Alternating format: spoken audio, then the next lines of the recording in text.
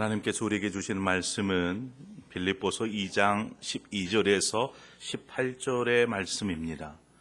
빌립보서 2장 12절에서 18절의 말씀 한 절씩 저와 여러분이 교독해서 보도록 하겠습니다. 빌립보서 2장 12절입니다. 제가 먼저 읽겠습니다. 그러므로 나의 사랑하는 자들아, 너희가 나 있을 때뿐 아니라 더욱 지금 나 없을 때에도 항상 복종하여 두렵고 떨림으로 너희 구원을 이루라.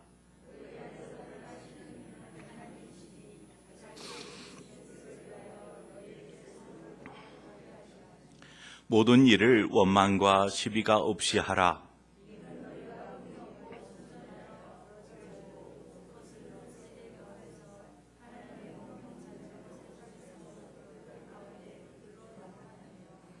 생명의 말씀을 밝혀 나의 다름질이 헛되지 아니하고 수고하고 헛되지 아니하므로 그리스도의 날에 내가 자랑할 것이 있게 하려 함이라.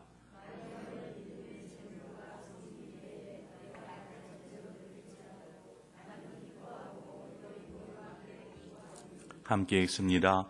이와 같이 너희도 기뻐하고 나와 함께 기뻐하라. 아멘. 오늘 이 시간에 우리가 말씀으로 들어가기 전에 우리 찬양 한 곡을 하고 싶어요. 나 자유 얻었네, 너 자유 얻었네 라는 찬양이 있죠. 혹시 그 찬양 아세요? 네, 거기 2절에 가보면 나 구원받았네, 너 구원받았네, 우리 구원받았네 라는 찬양이 있어요. 우리 2절만 한번 함께 우리 박수 치면서 찬양해 볼까요?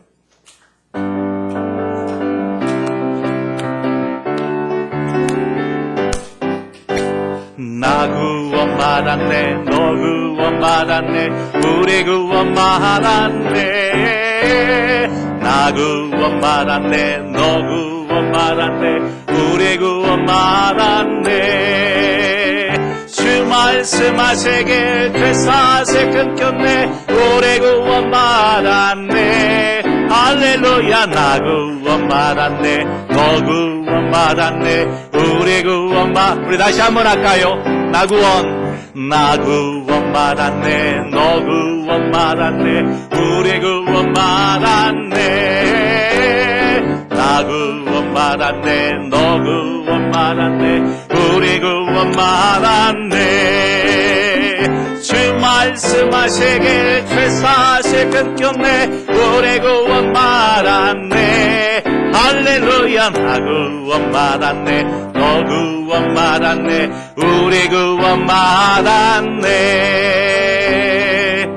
아멘. 우리는 구원받은 하나님의 백성인 줄 믿습니다. 우리가 구원을 이야기할 때 여기 찬양의 가사와 같이 고백합니다. 저는 구원받았습니다. 이렇게 고백을 하지요. 에베소서 2장 8절 9절에 보면 너희는 그 은혜를 인하여 믿음으로 말미암아 구원을 받았으니 이는 너희에게서 난 것이 아니요 하나님의 선물이라. 행위에서 난 것이 아니니 이는 누구든지 자랑치 못하게 함이라. 이렇게 말씀합니다. 여기에서도 그렇게 말을 해요. 너희가 그 은혜를 인하여 믿음으로 말미암아 구원을 받았나니. 우리는 구원받은 하나님의 백성입니다. 그래서 구원은 하나님의 선물이죠. 우리는 그 선물을 오늘도 내일도 받아 누리는 삶을 사는 것입니다.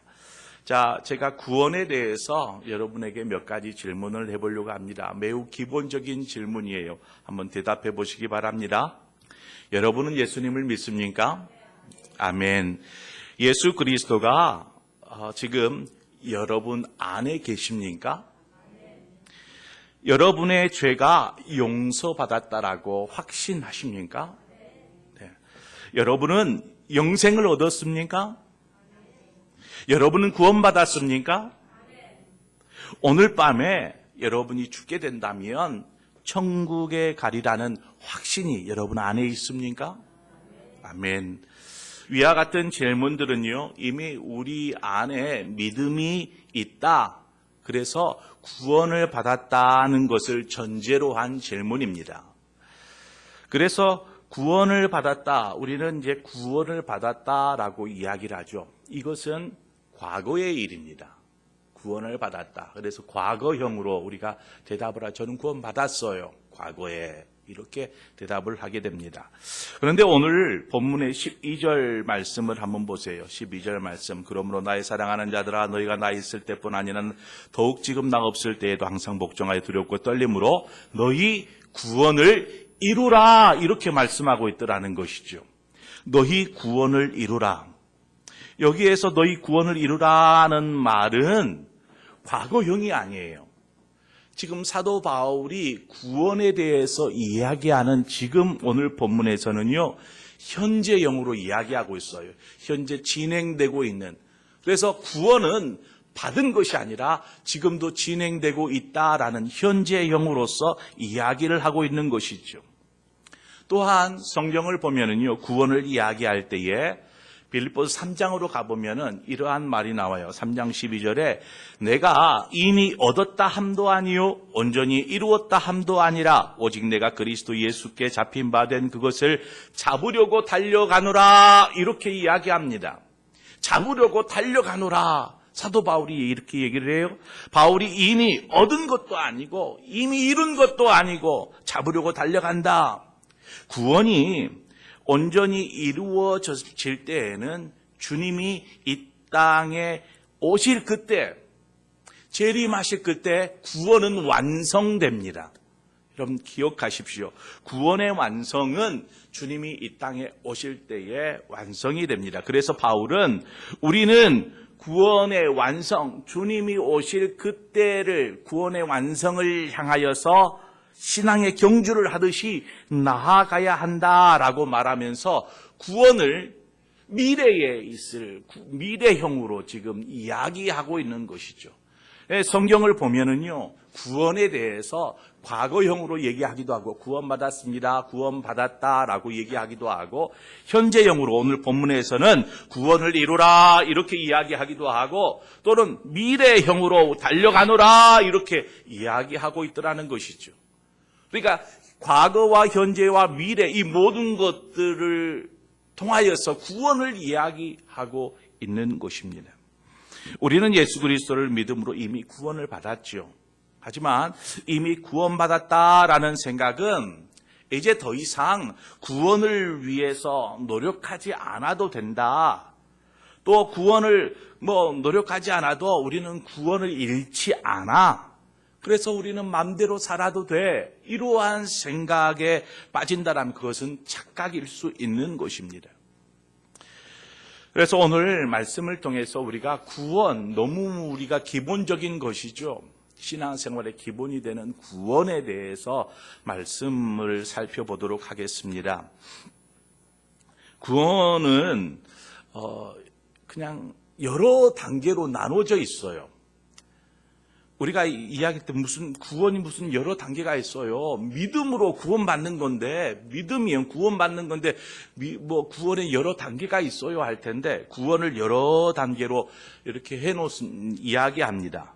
한번 제가 얘기해 볼게요.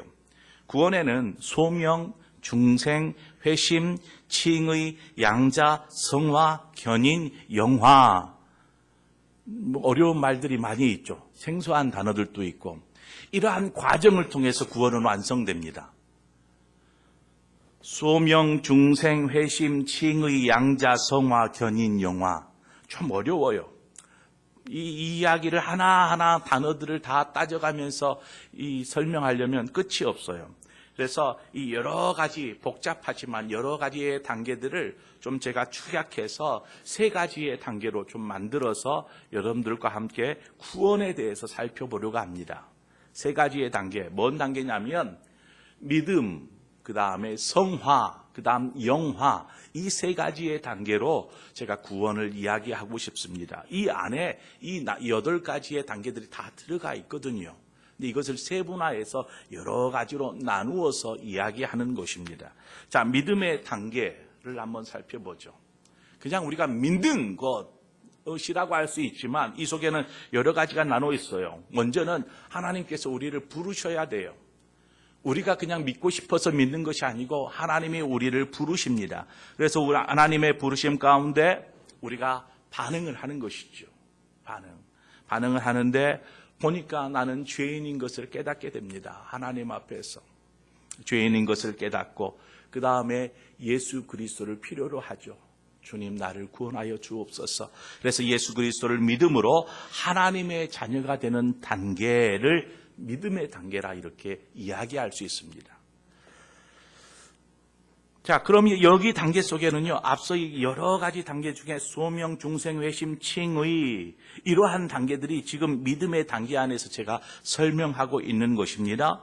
이때에 우리의 믿음은요, 여러분 한번 생각해 보세요. 처음 주님을 만났을 때 첫사랑의 그 느낌처럼 첫사랑의 그 뜨거움이 우리 안에 있어요. 주님을 처음 만난 나 같은 죄인을 주님이 구원하시기 위해 십자가를 지셨다라는 그 구원의 그 큰 사랑, 뜨거운 사랑에 우리가 머물게 됩니다. 그런데 그때에는요, 우리의 가슴은 뜨거울지 모르지만 삶은 큰 변화를 경험하지 못합니다. 그래서 삶은 이러한 것들 여전히 우리는 구원받은 하나님이 그 첫사랑의 뜨거움이 있지만 죄악 속의 그리스도인으로 살아가는 것이죠. 여전히 삶의 패턴이나 이러한 것들은 여전합니다. 이제 막 신앙생활에서 뜨거워졌지만 여전히 삶은 죄악 속에 머물러 있는 모습인 것이죠. 하지만 하나님은 우리의 행위를 통해서 우리를 의롭다 하지 아니하시고 우리의 믿음을 보시고 우리를 의롭다라고 말씀하십니다. 그래서 앞서 제가 그 에베소서의 말씀처럼 행위에서 난 것이 아니니 이는 누구든지 자랑치 못하게 하려 함이니라 말합니다. 그래서 구원은 하나님이 주시는 거예요. 자, 이것을 우리는 하나님께서 우리의 믿음을 보시고 너는 의로운 하나님의 자녀, 나의 백성이야 라고 말하는 이신칭의라는 말을 사용합니다. 자, 이러한 내용들은요, 지금 우리에게 있어서는 과거에 있었던 일이죠. 우리는 10년이나 20년이나 한 오래전에 저는 그때 주님을 만났어요. 그리고 주님을 나의 구주로 영접했어요. 라고 우리는 과거형으로 이야기하지 않습니까? 아직 예수 그리스도를 인격적으로 만나지 못해서 영접하지 못한 분들은 현재형이 될 수 있습니다. 여하튼 이렇게 신앙생활을 시작하게 되어서 혹시 몇 년, 수년 혹은 십수년이 지날 수도 있습니다. 지금의 우리의 모습이 되어 있는 것이죠. 분명 처음 예수님을 믿을 때와 지금은 많이 달라져 있고 또 달라져야만 합니다. 여전히 하지만 여전히 우리가 옛 습관에 젖어 있거나 혹은 아직도 옛 사람의 모습을 벗어버리지 못하고 있다면 그것도 무언가 문제가 있는 것이죠. 하여튼 우리는 예수 그리스도를 만났고 구원받은 백성으로서 오랜 시간을 이렇게 흘러서 지금에 와 있는 것입니다. 자, 이제 이러한 믿음의 단계를 지나 믿음의 단계에 머물러 있지 않고 그 다음으로 이제 나아가는 것이죠. 그 다음이 어떤 단계라고 했습니까? 성화라는 단계입니다. 성화. 말 그대로 거룩하게 되는 것이죠. 성화. 한마디로 믿음의 단계는 막 싹을 틔우고 이렇게 싹을 틔워서 조금씩 자라서 작은 나무로 이렇게 성장하는 것, 이것을 믿음의 단계라 이야기한다면 성화의 단계는 이 나무가 쭉 커져서 그 다음에는 꽃을 피우고 열매를 맺는 그러한 나무로 성장해 가는 것을 성화라고 이야기할 수 있습니다. 우리의 믿음은 바로 이 단계로 쭉 접어들어야 합니다. 성경은 우리에게 단지 예수 믿으면 구원받아, 예수 믿어라, 이러한 구원의 길을 알려줄 뿐만 아니라 그리스도를 닮은 삶에 대해서도 이야기를 하고 있더라는 것이죠. 바로 성화의 과정들을 어떻게 해야 되는지를 성경은 우리에게 가르쳐주고 있더라는 것입니다. 오늘 본문의 말씀도요, 사도 바울이 그 부분들을 가르쳐요. 예수를 믿었으면 믿음으로 사는 삶이 어떠한 것인지, 주님을 닮아가는 삶이 무엇인지, 주님의 제자가 되는 삶이 무엇인지, 이것들을 설명하는 부분입니다. 그러므로 우리는 이렇게 성화의 과정을 밟아가는 것이죠. 그래서 말씀을 통해서 그리스도의 장성한 분량에 충만한 데까지 이르러 온전한 그리스도인이 되기 위해 우리는 성화의 과정을 밟아갑니다. 그러기 위해 우리는 힘써야 합니다. 그렇게 우리는 매일 새로워짐을 경험하는 것이죠. 새롭게 됨을 경험하는 것입니다. 이전의 죄악들을 떨어버리고 이제는 거룩함으로 옷 입은 그리스도인으로서 살아가는 것입니다. 오늘 본문 12절의 말씀을 한번 보세요. 그러므로 나의 사랑하는 자들아, 너희가 나 있을 때뿐 아니라 더욱 지금 나 없을 때에도 항상 복종하여 두렵고 떨림으로 너희 구원을 이루라.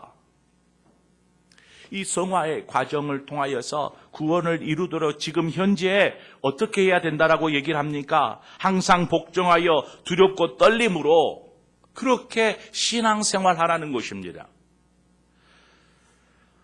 바울은 이 과정을, 이 성화의 과정을 하나님의 말씀에 순종하는 삶, 복종하는 삶으로 이야기합니다. 성화의 삶은, 과정은 곧 하나님의 말씀에 순종하는 것, 복종하는 것이다. 순종은요, 죄에서 떠나 주님께로 나아가는 결단의 삶을 순종이라 이렇게 이야기할 수 있습니다. 순종. 우리가 우리의 생각이나 우리의 행동이나 이러한 것들이 죄에서 떠나 주님을 닮아가는 것이죠. 그래서 주님의 말씀에 순종하면서 주님을 닮아가는 이 삶을 순종의 삶이라 이야기합니다.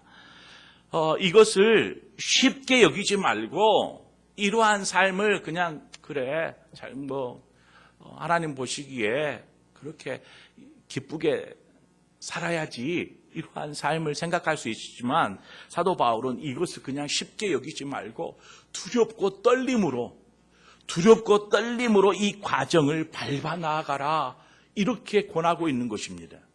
단순히 그냥 이러한 하나님의 말씀에 순종하십시오 이러한 이야기 우리는 너무나 많이 듣잖아요. 설교 시간에 수없이 듣습니다. 말씀에 순종하는 삶. 그런데 이 말을 그저 그냥 쉽게 여기지 말고 두렵고 떨림으로 이 말씀을 받아라는 것입니다. 그래야 이 성화의 과정을 잘 밟아갈 수 있다라는 것이죠. 오랫동안 신앙생활 하시는 분들에게 나타나는 신앙의 모습이 있는데 그것은 뭐냐면 이렇게 규격화되어집니다. 오랫동안 신앙생활하면. 그래서 딱 그것에 고착되어 버리죠. 모양이 갖춰져 있는 것을 말합니다. 자신의 어떤 신앙의 스타일이다 그럴까요? 그러한 자신의 모양을 만들어 버립니다. 그래서 조금만 이 모양의 모양을 조금만 바꾸려고 하면 막 몸부림쳐 버립니다. 역반응을 보이는 것이죠. 그 오랜 시간 동안 만들어 놓은 신앙의 모양이 이렇기 때문에 그렇습니다. 이러한 모습에 장점이 있어요. 매우 중요한데 이러한 모양이 갖춰지면은요 잘 흔들리지 않아요.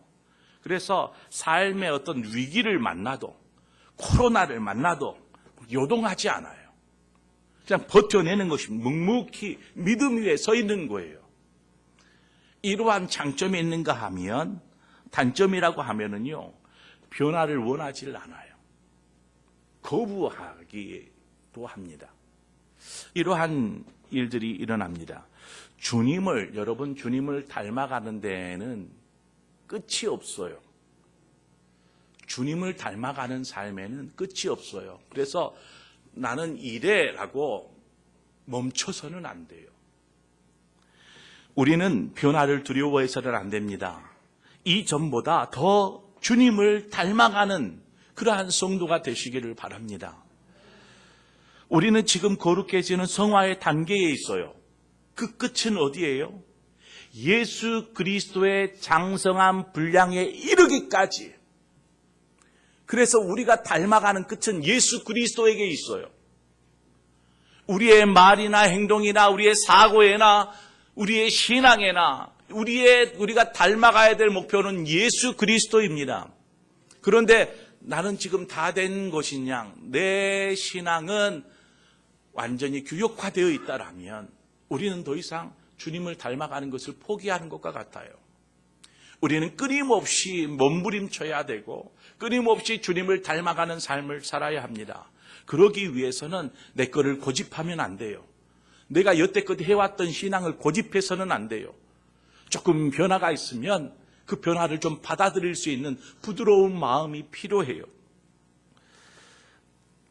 그러므로 우리는 끊임없이 주님을 닮아가는 삶을 위해서 두렵고 떨림으로 신앙생활하는 것이죠.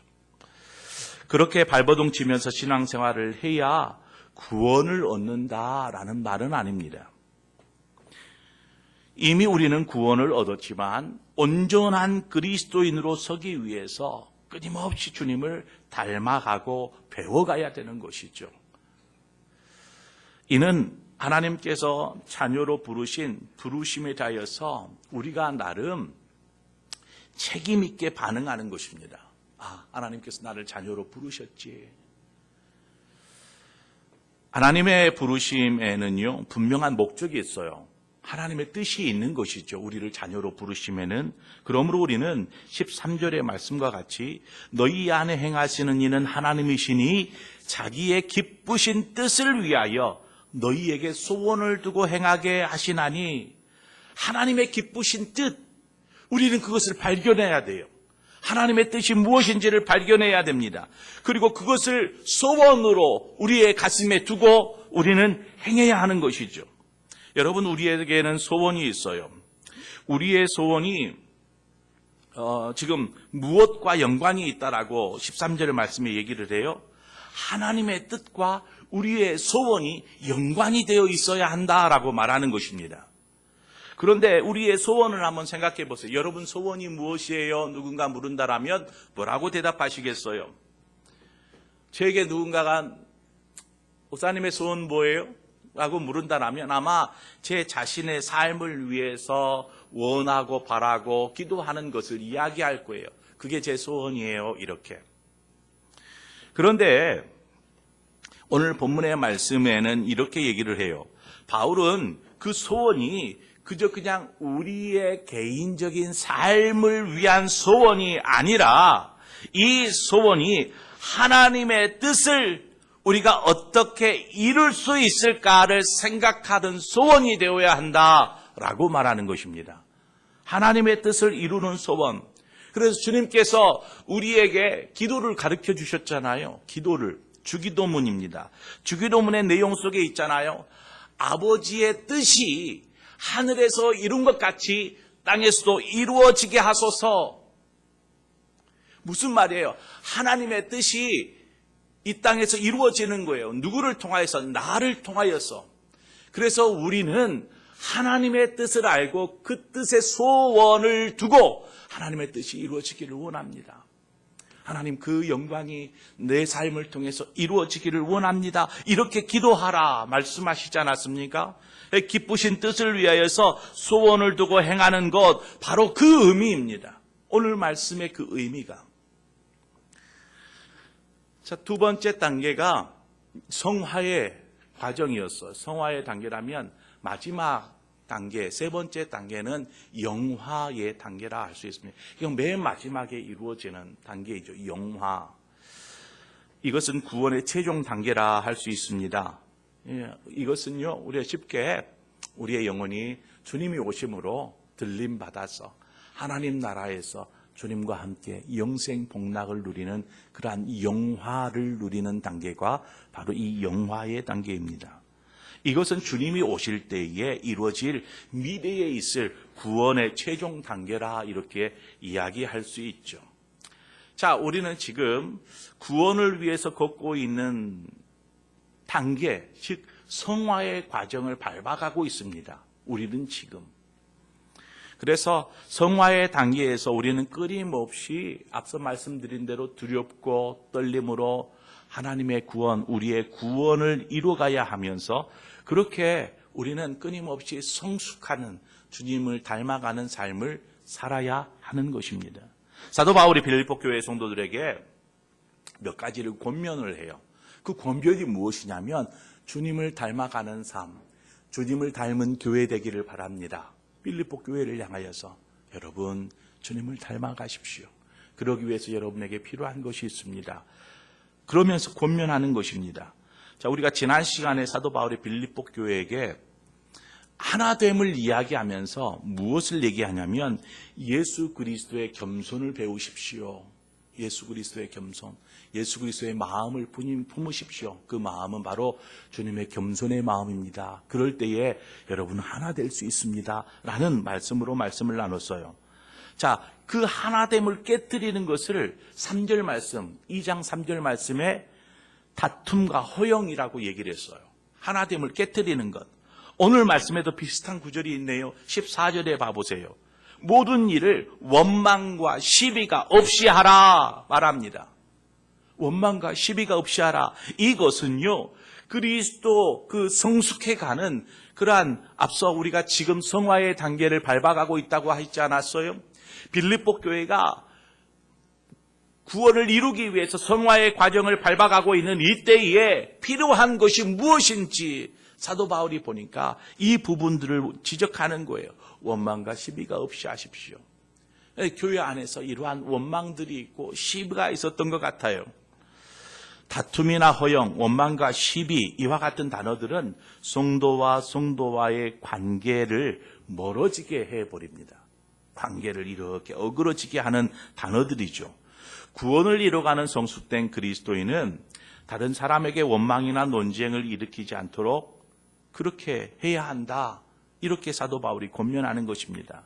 원망과 시비는 다른 사람뿐만 아니라 자신의 신앙에도 영향을 미칩니다. 좋지 않은 영향을. 남자들이 스포츠를 좋아하죠. 그래서 종종 스포츠 중계 방송을 이렇게 시청합니다. 그러면 예를 들어서 축구 경기를 한다라고 한번 생각해 보세요. 축구 경기를 이렇게 TV를 통해서 보게 됩니다. 가만히 이렇게 지켜보는 사람이 있는가 하면은요, 어떤 사람은요, 자신이 감독이 되고 코치가 되는 사람이 있어요. 그래서, 야, 너 뭐해? 빨리 차! 빨리! 막 하면서 막 그 중계를 하는 사람들이 있어요. 너무 재미있으니까. 그런데 대부분 입에서 나오는 말이 어떤 말이겠어요? 그렇게 하면 안 되지. 거기서 슛을 냈어야지. 막 이러한 내용들이에요. 그것도 못 막아. 하는 그러한 내용들. 야, 너 정말 잘한다. 그렇지. 맞아. 이런 내용보다는 왜 그러느냐. 막 이러한 부정적인 그러한 표현들을 써가는 것이죠. 자, 직접 경기를 뛰는 선수보다 지켜보는 사람이 더 말이 많아요. 지켜보는 사람이. 자기 편이 이기기를 바라는 마음으로 하는 것이지만 그것은 응원이 아니라 어떻게 보면은 원망하는 것이고 또 시비를 일으킬 만한 말들이 막 나오는 것이죠. 교회에서도 예배하고 기도하고 열심히 봉사하는 사람들에게서는요, 말이 별로 없어요. 그런데 가만히 이렇게 지켜보는 사람들이 이야기가 많아요. 이렇다 저렇다 왜 그러냐 왜 저러냐 왜 이렇게 못했느냐 이러한 이야기들을 늘어놓아요. 오늘 사도 바울이 얘기하는 것도 이와 같습니다. 지금 빌립보 교회도 이와 비슷한 상황이에요. 서로를 사랑의 눈으로 바라보면 그냥 위로하고 참 수고했어요. 잘했어요 하고 격려하고 그렇게 할 텐데 미움과 원망의 시선으로 바라보니까 모든 것이 흠잡을 것들 흠만 보이는 것이죠. 그래 15절에 뭐라고 합니까? 이는 너희가 흠이 없고 순전하여 어그러지고 거스르는 세대 가운데 하나님의 흠없는 자녀로 세상에서 그들 가운데 빛들로 나타내며 이렇게 말하는 것입니다. 우리의 영혼은 믿음으로 말미암아 의롭다 인정을 받았어요. 믿음으로 말미암아 우리는 이미 구원받았다는 믿음이 우리 내면에 자리를 잡고 있습니다. 그런데 우리의 내면에는 이 믿음으로 살아요. 이 믿음으로 의롭다 인정도 받았고요. 그런데 삶에 부딪히는 부분은요, 우리의 육신의 부분이에요. 우리의 육신이 삶의 현장으로 나가서 그 속에서 이제 세상과 부딪히게 되는 것이죠. 그런데 우리의 육신은 여전히 죄성에서 벗어나지 못하고 또한 이 거룩한 삶을 살기 위해 살아가는 데에는 좀 취약한 세상이라는 죄악된 세상이라는 환경 가운데 살아가게 됩니다. 그러다 보니까 믿음은 가지고 구원받은 백성으로 이 안은 가득 차 있는데 결국 죄악된 세상에서 몸이 부딪히다 보니까 이러한 온전한 신앙을 이루지를 못하는 것이죠. 삶에서. 우리는 끊임없이 믿음의 선한 싸움 가운데 있습니다. 우리의 마음, 심령 가운데 있는 그 믿음의 구원받은 자로서의 그 믿음이 계속 믿음으로 멀어지게 하는 세상과의 싸움 가운데 있는 것이죠. 그래서 우리는 끊임없이 믿음 안에서 하나님과 함께 있기를 원하고, 반대로 마귀는 어떻습니까? 끊임없이 우리를 하나님께로부터 멀어지게 하고 세상으로 끌어당기는 그 줄다리기가 시작되는 것이죠. 우리가 세상에서 흠없는 하나님의 자녀로 살아가기 위해서는요, 세상과 충돌하는 것은 불가피합니다. 충돌을 피하려다 보면은 결국 적당하게 타협하게 되고 양보할 수밖에 없게 되는 것이죠. 그것은 결국 사탄에게 틈을 내어주는 것과 같습니다. 에베소 4장 27절에 마귀에게 틈을 주지 말라 말합니다. 베드로전서 5장 8절 9절에 근신하라 깨어라 너희 대적 마귀가 우는 사자와 같이 두루다니며 삼킬 자를 찾나니 너희는 믿음을 굳건하게 하여 그를 대적하라 이렇게 말합니다.